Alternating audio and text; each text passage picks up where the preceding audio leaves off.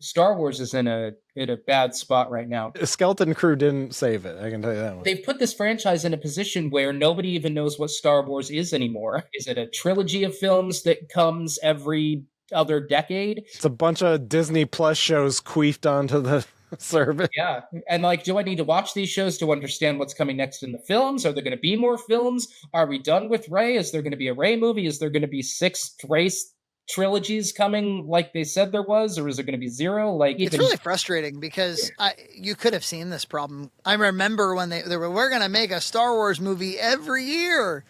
I was like, that's not going to be good. That's going to hurt the brand, obviously. When Disney purchased Star Wars, I was cautiously optimistic because I didn't think they were going to be stupid about it. Hindsight is 2020. They were really stupid about it, but at the time, yeah, the first thing they said was, yeah, we're getting a Star Wars movie going. It's going to come out in about a year. And the production time between the time that they bought the property and when the film was supposed to come out wasn't that bad. It didn't necessarily feel like get us any Star Wars film out there. They hired what at the time seemed like good talent. The film wasn't 100% CG like the prequels were. They were using some practical effects.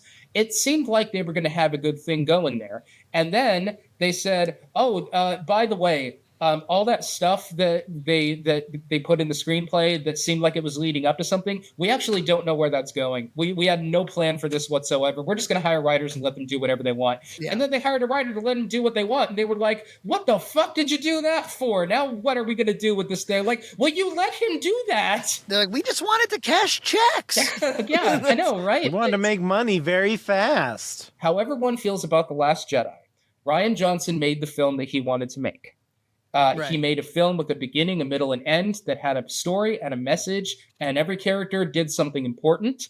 And there was a through line that ended on a note that was like, oh, okay, this is where it's going. I feel like you could end your watch of the sequel films with just the first 2 films and not watch the third one, and it still works perfectly well. Actually, it works better. Oh, it definitely works better. Definitely. The third one is the only time Star Wars fans have ever been united in their hatred for one thing, because it's just a putrid piece of shit, that third one. But I will say, of The Last Jedi, it was a box office mega hit, and it was a critical success. You'd be hard pressed to find a film critic that didn't like the film. The average person and I can argue about whether or not The Last Jedi was a good movie or a bad movie. That's the nature of art. That's the nature of anything that anybody writes.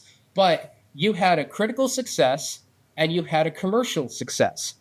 What the fuck are you so afraid of that you're like, dear God, we have to put Palpatine back in this thing because that's what the fans want. Dear God, we have to have Rey be related to a famous character because that's what the fans want. Wait, what?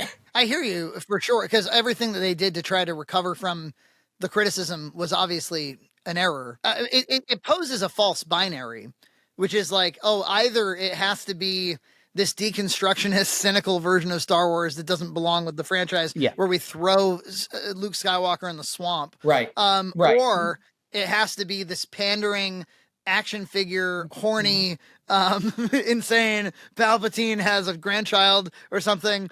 Because I remember Last Jedi Defenders also being like, well, that's what you get. I'm just gonna lay my cards out on the table here. I thought The Last Jedi was a fantastic film. I really do. Okay. I understand. You're crazy. I am crazy. Because this is the man who, first of all, thinks Simba's an asshole. And I do. Yep. The main character then must learn the lesson that rather than running from your past, you can simply learn from it and move forward a bit wiser than you were. So with that in mind, second question. What the fuck hell does any of that have to do with him running around and acting like an entitled little dick bastard for the first act of the movie? But listen, confused Matthew. I'm going to talk to confused Matthew, now, not Dan. Sure. You need to remember your roots here. Go for it. Do you remember? There's a scene in the third act where Luke Skywalker shows up as a ghost for some reason. Yep. And he starts trash talking Kylo Ren. He starts going, "See you around, kid." See you around, kid. And it's like, no, what Luke Skywalker have you seen? What you draw me a line from Luke Skywalker from the original trilogy to "See you around, kid." What the fuck is going on? The last time we saw Luke Skywalker, he was a kid. The first time we see Luke Skywalker in this trilogy, he's an old man. Things happen in your life that change between the time that you're young and the time that you're old. You get more cynical. Yeah, but there's this thing called like characters in movies. Yeah, but the character doesn't necessarily stay the same the entire time. People change. You're asking me how could one man change so much in 40 years? Yeah, but it's deeply unsatisfying to fundamentally change one of the most famous characters in cinema history off camera. You're right. Yeah, you have to bring the audience with you. And to never properly explain it. There's no sound explanation for it. You're absolutely right. What I just said has to be inferred through the fact that we haven't seen this film in 40 years. But it's not like there's this whole other trilogy. There is a whole other trilogy that we didn't see. It all happened off screen. You're absolutely right. It sounds like a more interesting trilogy, frankly. Sure. Yeah. Yeah. I'm okay with making that inference, but this is what I wanted to say. I completely understand the fans that don't. And I think the fans have a lot of really good points as to why they didn't like what they did with the Luke Skywalker character. Nothing wrong with that. I was complaining about how Anakin Skywalker in the prequels is not the character that we were told he was. And now I'm told, Luke Skywalker has made this huge metamorphosis into a totally different character, and I'm okay with that. That's a decent point. I would say that Luke Skywalker was made the way he was for a purpose in that story. And I think that the payoff of that was worth what they did, kind of. But that's a contrivance. That's going like, because I want things to end up this way, I'm going to just manipulate the character to be whatever I need him to be. Luke Skywalker, by the way, did you realize that in Luke Skywalker's lifetime, from the time that he's an infant to the time that we see him in The Last Jedi, there have been 3 rebellions and 3 takeovers of the universe? Things do move quick in the galaxy far, far away. This is another thing I hate about that trilogy is I don't know what the First Order is. Neither do I. No, I think there are real problems with that sequel trilogy. I don't think what they did with Luke was one of them, at least for me, but I saw The Force Awakens, and okay, is the First Order, and they're basically just the Empire again, and here's Kylo Ren, and he's basically Luke's, Darth Vader again, except they did some interesting things with that idea, but it's basically the same. And I'm sitting there going, oh my god, this again? Like, you couldn't think of anything more, I don't know, the plot of that first film was a total waste. But to get back to The Last Jedi, it didn't come off as a contrivance to me because I felt like the absence of Luke's character in the first film and all the discussions of something happened to this guy and he threw it all down and he walked away. And we don't see him. All we do is hear about what happened. So we have to kind of intuit in our own minds what happened to Luke and what's going on with him. So that was kind of already in the back of my mind that when we see Luke, he's not necessarily going to be happy to be found.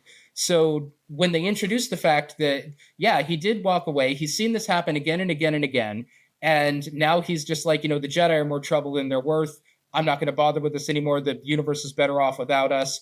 And then later Yoda talks to him and says, no, it's not necessarily that cynical. Yeah, we make mistakes, but we learn from them. For me, the impasse is there's no way that he abandons his sister and best friend's kid. Not after the sacrifice he meant, he walked into the Emperor's chamber ready to die to save his father. Sure. His father, who is pretty much unforgivable by that point. Sure. And so there's just no way. So where you could get me is to be like, all right, well, he's so much more bereft over the loss of youth, of his sister's kid, of the fact that it's happening again, that he puts himself in exile. He decides he's more trouble than he's worth. You can kind of like get me there. I think being like grouchy and stuff, like I don't see the need for it, but it just has nothing to do with Luke Skywalker. If he had turned it around, especially after speaking to Leia, because he has that nice little scene with Leia. Yeah. If he had laid his life down with the hope that he could save Kylo Ren, then you could get me there. That's You'd be like, he despaired because he loves Kylo so much. Yeah. And then he he would have killed himself, in the Emperor's room long ago. Now he really did to save this kid. And maybe it works or maybe it doesn't. You can't get me to a point where Luke Skywalker is like, I'm gonna murder my nephew, like in a moment of weakness. Okay, You can never ever get me there, never. Where he's like, I got a boner in my sleep and I have to murder my nephew. You can't get me there. Is a boner in his sleep? No, I have a boner. There was never a scenario in which he was ever going to kill that guy. Kylo Ren just thought he was because he woke up and saw his lightsaber on. But Luke wasn't going to do that. They made that very clear in this. But what's he doing in that last scene on the Salt Planet when he's antagonizing him and has no interest in saving him or helping him? He was creating a distraction so that the Resistance could get away. No, I understand. So the Silver Foxes can. Yeah. Yeah. Yeah. Oh, this movie sucks so bad. I hate it. What I mean is, what was behind that shitty, sarcastic attitude, and why was he so disinterested in saving Kylo? Well, how would he have saved Kylo? I don't fucking know. Try. Yeah, his dad was like a mass murderer, like right. And the demon, and he wanted to save him. Yes, he did. And the way he did that was he went to his dad and he had this 40-minute conversation with him in front of the Emperor. This is a situation where Kylo Ren is on the other side of the planet and the Resistance needs to get away, and he has decided to help the Resistance out. I'm suggesting that you write the film differently. I'm suggesting that okay, I see. I'm suggesting that you're not forced into a situation where you're like, well, he has to get them to the Silver Foxes. And so unfortunately the character is not going to make any sense this time. Right. You could just rework the whole movie, I think. Okay. Anyway, I don't mean to dick on you. I invite you to dick on me. You have the ring. And I see your Schwartz is as big as mine. I like all the horny psychic Jedi talk between Kylo and Rey. Yeah, I actually like the horny psychic Jedi talk. I do think people forget about the lady stormtrooper and how she shows up out of nowhere. I think Finn's story is very mismanaged in the movie. Like, there's this thing with the stuttering Benicio del Toro. I just got them mixed up.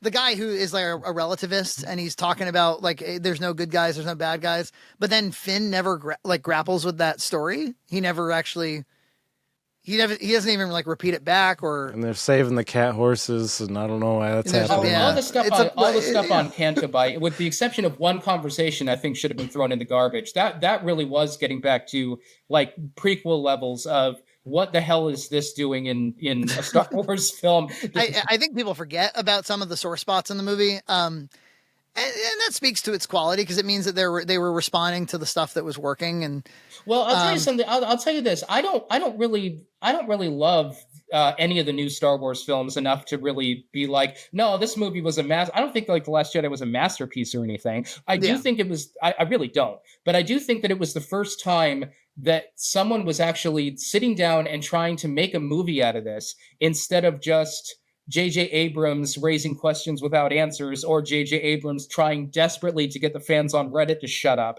This was actually a filmmaker who had a story that he wanted to tell. And some people liked it, most people didn't. And I think that is what happens when you write a film. It's hard to watch anything in a vacuum, so you're tempted to always compare. Yeah.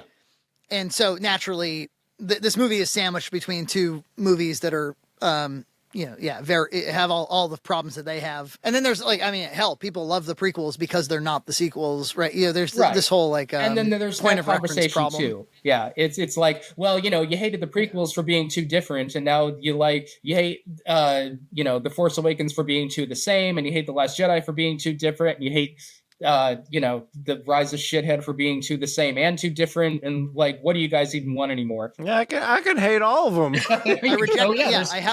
How about fuck them all? I saw there was a YouTube reviewer who was like, he liked Captain America 4, and he was like, I really liked that it took itself very seriously, and it got away from this jokey stuff that everybody has gotten tired of with Marvel. But I suspect they're gonna watch this movie and they're going to say, oh, I really wish it was jokey again because you can't make anybody happy. And I was like, no, stop it. like the same year, Guardians of the Galaxy 2 and Winter Soldier came out, and Yeah. everybody loved both. And tonally, they're both very, very different. That's right. People like movies where the tone matches the story. Right. And when the tone doesn't match the story, you find yourself critiquing the tone. But it's not the tone isn't the problem. It's that the movie is probably the. Do either of It's you? like the politics thing too. It's like very often it's the story that's the problem, not the presence of the politics Yeah. necessarily. I mean, there's a kernel of something interesting in The Last Jedi. I can't say the same for the J.J. Abrams ones. But I always say the Force Awakens was a good movie if there's good stuff to come, because all it does is tease. Yeah, and then right. and then when you find out that nothing's paid off, you're like, well, the Force Awakens sucks. Then there's nothing Yeah, here. The Force Awakens was a film that was built on potential. And if the potential doesn't pay off, Exactly. That's a story we'll tell for another time. And Right, then they never right. tell Can't the believe that's in story. the movie. yeah, no, there's no reason to watch it. That the story will tell for another time, and somehow Palpatine has returned. Two of the, like writing 101 problems, you know. And people, if you told somebody that someone in that film actually said somehow Palpatine returned, they'd think you were joking. They think that you were making it up. course. No, that's a line. That's a line in the film. Remember, JJ was saying, like, I just decided, fuck it. So I think he was the one that was like, I'm going to make it so it's Palpatine and Palpatine's granddaughter. Yes. And then he came up with all this crap. Wouldn't that have to be his great granddaughter or his great great granddaughter? Or did the Emperor father children at 72? Like did they forget that like Anakin and the Emperor were like years apart in age? But their grandkids Well, let's are the think. same So age somehow? would you say that let's see if we can do the math here. Sure. The Emperor in Phantom Menace, would you say was 55, Sure. 60 perhaps at the oldest? Okay, so he's 60. And then A New Hope is what, like 30 to 40 years later? Yeah. So he's like 100. So at what point did he get laid? He's banging people up into 100. And his like son is in the movie, kind of like that guy that's her dad is like, that's actually his son. That's sort of, they don't explain it. I don't watch a whole lot of Jenny Nicholson. Oh yeah. Oh, she's great. Yeah, Yeah. her video on the Star Wars Hotel almost got her canceled by Disney. They didn't appreciate it. Oh wow! It's not a appreciate it. fantastic video. Oh, did you see recently that Disney was like, oh, finally we're gonna have Luke Skywalker in Galaxy Edge. After all this time, they're like, how about we have a famous character be at our What about Luke Skywalker? instead of All right, Luke Skywalker. instead of just like Rey and Kylo Ren and all the people that nobody cares about? It's like, Yeah. let's have actually the character that people like. And he greets you at the box office, and he throws his lightsaber away for you. You hand him a lightsaber, and he throws it away. Yeah. No, I think it is distinctly the Return of the Jedi, like the Mandalorian. Or he gets a sleep boner, and he keeps like almost killing you, and then it passes like a shadow. Yeah. And then he almost kills you, and it passes like a shadow. Yeah, Never mind. But so Jenny Nicholson did a breakdown Yeah, sorry. of The Rise of Skywalker. I thought it was terrific. No, I don't watch too much YouTube, actually. The only thing I watch on YouTube, really, aside from your wonderful podcast, is Second Wind and Scambait videos and travel vlogs. That's kind of where I found Jenny Nicholson's Star Wars Hotel. I was really interested in the Star Wars yeah. Hotel when it was up and coming, because I didn't think there was a chance in hell that was going to work. You cannot, if that thing ends up being too expensive to run and nobody goes to that hotel, there's no way to fix that. You can't cut costs, Right. Because the only costs that you can cut are the actors, and you take the actors away, and it's just a hotel that kind of looks like a Star Wars hotel. You can go to a theme hotel You don't have a bar. anywhere Yeah, in right. America. So I was like, this thing has Yeah. to fire on all cylinders and work all the time, or it's going to get shut down. And it can't work all the time. And Yeah. Disney relying on any of their apps. First of all, Disney apps are shit. I don't know if you guys ever used Disney Plus. That thing fucking crashes and freezes on me every 5 fucking seconds. Disney can't make an app to save their fucking lives. And the fact that they were relying on that tech for something that important that cost that much money, that was just like classic modern Disney. I'm not surprised at all that thing went under. I'm sad because they worked hard on it. But, you know, I mean, the most important thing for a thing like that is that your brand is healthy and that people are excited about your brand. So for every time they make a show where they're like, well, yeah, but 8 million people watched it. I don't know. Like, because they always try to eke out some positive story about the viewership. It's like, yeah, but it's diminishing. Sometimes they use weasel things like they watched this many hours because it sounds a little better. Did you know they watched this many microseconds? Trillions and trillions of microseconds. When you have to resort to those kinds of metrics, that's just telling people that you're in trouble. Because if you weren't in trouble, you'd be talking about the money. They don't publish any of them, so they the only time you'll ever see any numbers is when they've been pre-manipulated, because it's the studio advertising. The movie, the show is a success, but I think the best measurement is in your personal life. See if anybody's talking about Star Wars. We review the shows and the movies on this show. And like we'll get feedback from our audience. It's like, stop talking about it. None of us are watching. Nobody cares. Oh my gosh. Yeah, I kind of agree. I always talk about heat, like if something has heat on it. And like this Captain America movie, like I don't feel heat. Maybe there's secret heat, but it doesn't feel like there is. And it's the same for Star Wars. It's like it's done. It's the best part about not having to do the YouTube thing anymore is I get to look at the Mufasa movie coming out and I get to go, I don't have to see that. I can stay skip home. right on over that. Because there would be pressure, from the man who called Simba an asshole. If I was still doing the Confused Matthew thing with the Lion King, for lack of Mufasa, maybe? Yeah. Mufasa when? Yeah. If I was still doing it for lack of a better word, live action Lion King remake came out, I would have to say something about that shit. I would have nothing to say about that. It's a dead-eyed waste of life. What can you say? Because we always have to come up with topics for the pod. The good news is we only record once every 2 weeks, so twice a month, and so we can charge up a little bit. Where we, because ideally every topic you talk about, you want to have an actual solid opinion about it. You want to care. You want to be excited to talk about the thing. And occasionally, it'll be a movie or show or something. And we're like, are we going to talk about this? Do we really care? You want to try to generally avoid anything that you don't actually care about because people smell it on you. They don't like it. Yeah. Mm-hmm. I don't like it. I don't want to watch some content creator that didn't even want to talk about that thing, So quitting, that's what you've taught us how to do. Yes. You gotta quit the things that don't work. Be like me. Quit. Just quit. Just give up. Subscribe to Red Cow Entertainment on Patreon for full episodes every other week.